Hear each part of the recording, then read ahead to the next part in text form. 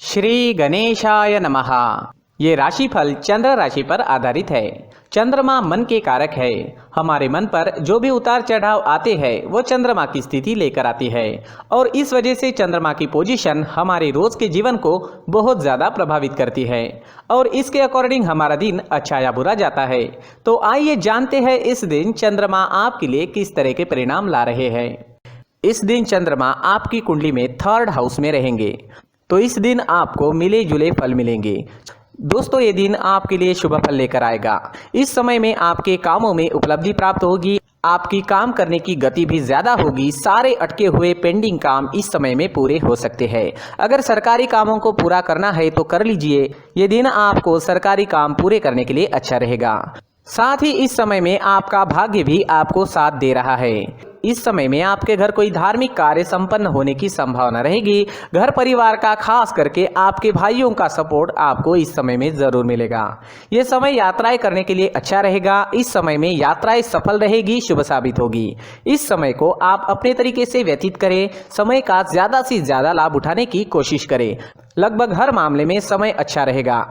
ये दिन स्टूडेंट्स के लिए मिले जुले फल दे रहा है। स्टूडेंट्स की कंसंट्रेशन इस समय में अच्छी रहेगी, लेकिन अड़चने आने की, डिस्टर्ब होने की संभावना इस समय में बनी हुई है। जो लोग कॉम्पिटिटिव एग्जाम्स की तैयारी में जुटे हुए हैं उनके लिए ये दिन काफी शुभ साबित होगा। अगर पर्सनल लाइफ की बात करें, लव लाइफ की बात करें, लव लाइफ के लिए ये दिन बहुत बढ़िया रहेगा। आप लाइफ एंजॉय करें, महत्वपूर्ण डिसीजन भी इस समय में ले सकते हैं।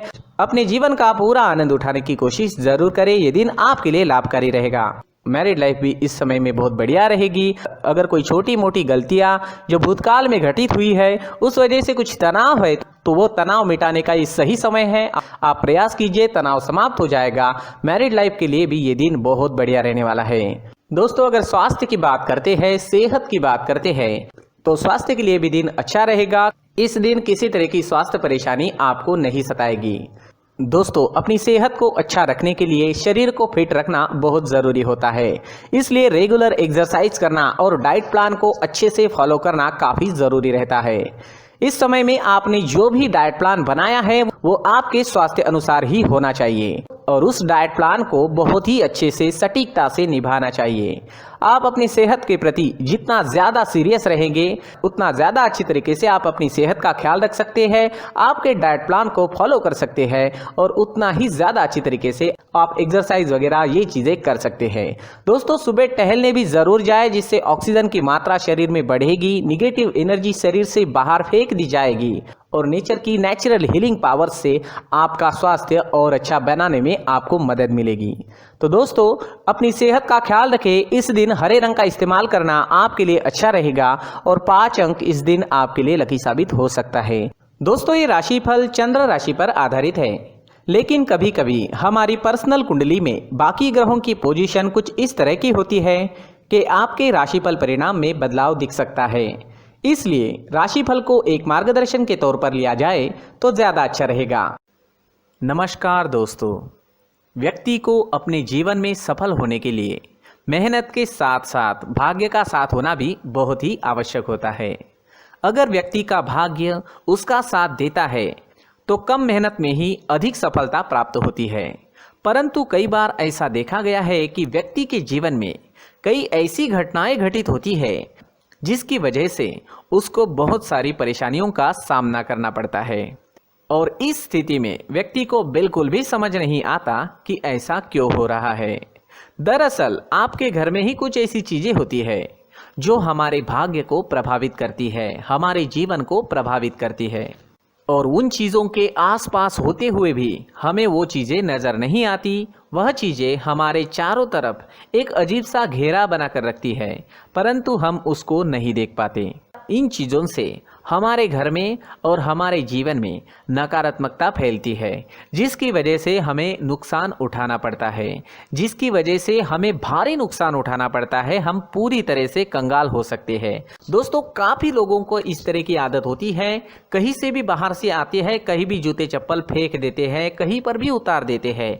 कुछ लोग तो घर के एंट्री के मेन डोर के सामने ही जूते या चप्पल डायरेक्टली उतार देते हैं। दोस्तों, ध्यान रखें, जूते चप्पल हमेशा साफ सुथरे रखें और उनको उनकी जगह पर रखें, उनके लिए एक स्थान बनाएं, उस स्थान पर रखें।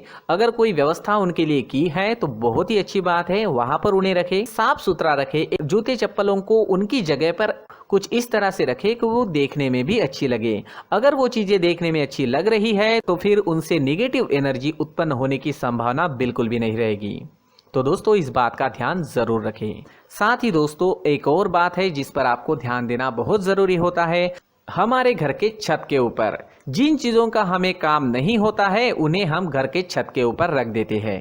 ऐसा करते करते देखेंगे तो घर के छत के ऊपर कबाड़ जमा दिखता है।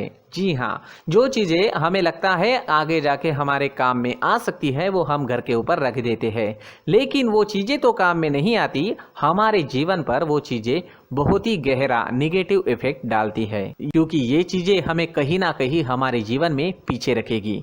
इस वजह से घर के छत को पूरी तरह से साफ रखें, पूरी तरह से साफ सुथरा रखें, क्लीन रखें।